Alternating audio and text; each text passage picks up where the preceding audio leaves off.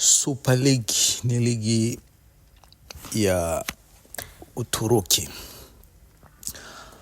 Wamecheza wiki yao ya pili ambapo timu ya Kocaelispor imeweza kuifunga Ahmetspor mabao 2-0. Timu ya Göztepe imeweza kufungwa na Gençlerbirliği bao 1-0.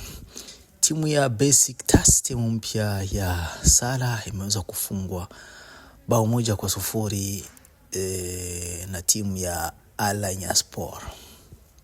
Trabzonspor imeweza kuifunga Istanbul Başakşehir mabao 2-1. Timu ya Gaziantep imeweza kuifunga timu ya Eyüpspor bao 1-0. Timu ya Fenerbahçe imeifunga timu ya Konyaspor mabao 4-2. Timu ya Kazımpasa imeweza kuifunga Çorum bao 1-0.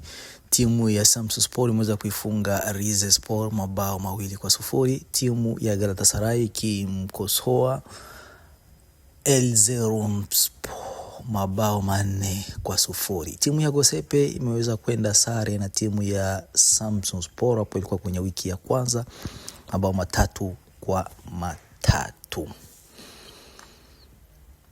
Timu ambayo inaongoza ligi ni timu ya Gençlerbirliği. Nakwambia majina haya si mepesi.